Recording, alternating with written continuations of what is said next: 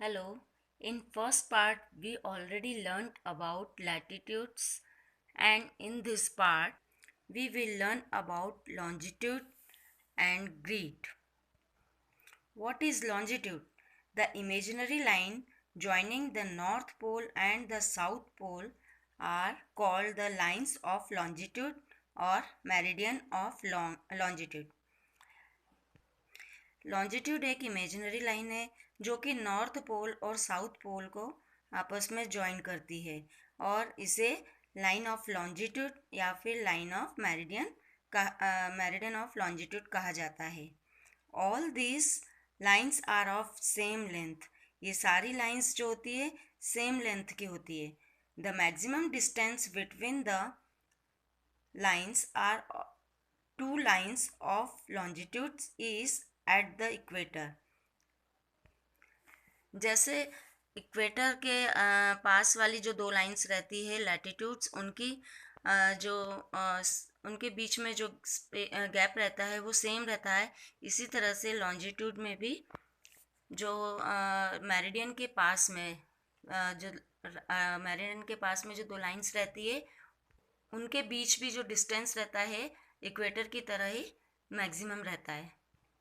And gradually the gap between the two lines of longitude starts decreasing as they move towards the poles.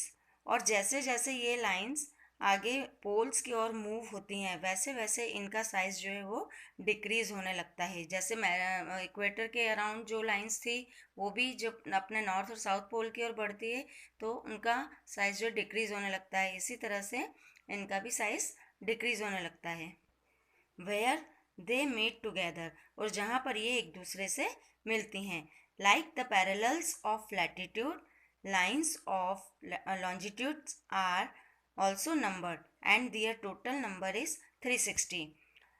Parallels of latitude की तरह ही ये lines of longitude के जो ये भी इसमें भी नंबर होते हैं, इसके भी फिक्स नंबर होते हैं और इनके टोटल नंबर है जो 360 है. जैसे लैटिट्यूड के टोटल नंबर 180 थे, लॉन्जिट्यूड के जो टोटल नंबर है वो 360 है. The meridian of longitudes that passes through Greenwich near London is taken as 0 degree longitude.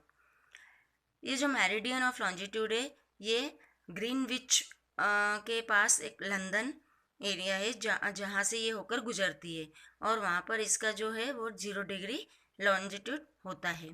This lines of longitudes is called the prime meridian. और ये 0 डिग्री जो लॉन्जिट्यूड है इसको प्राइम मेरिडियन भी कहते हैं.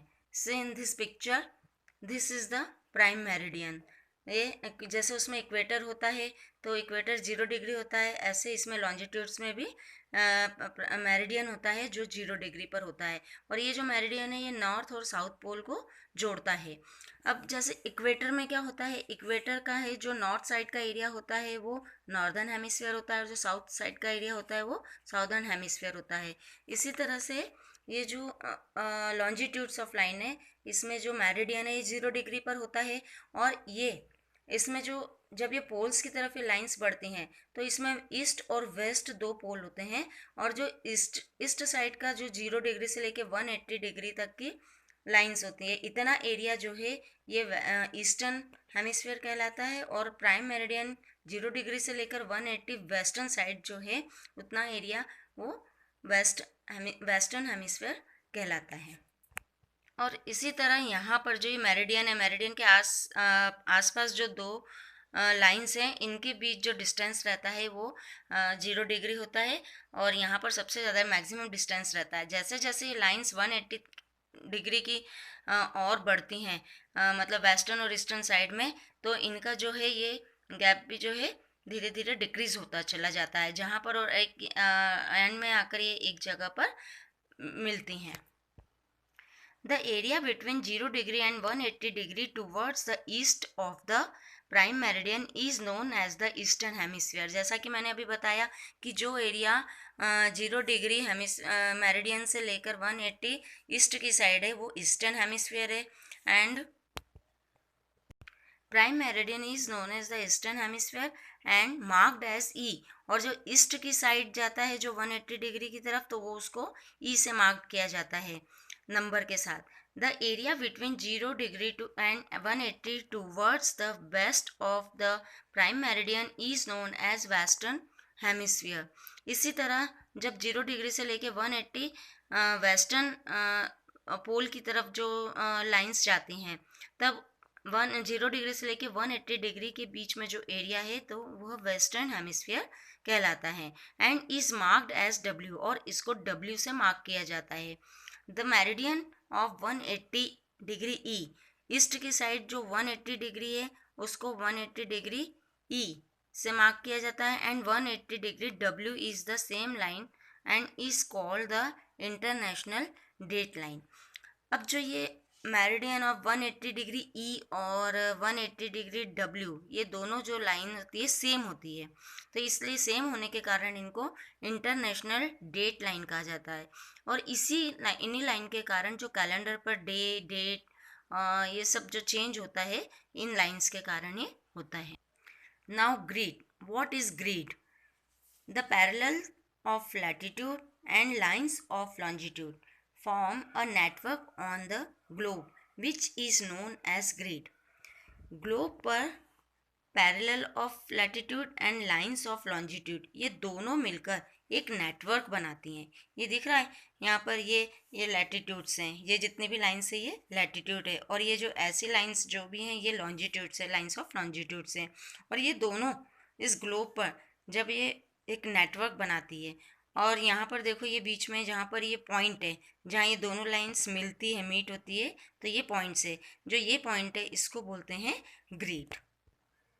The point at which a latitude and a longitude cross help us to locate a place, और ये जो जहाँ पर क्रॉस होती हैं दोनों लाइंस, वो हमको कोई भी प्लेस लोकेट करने में, ढूंढने में हेल्प करता है।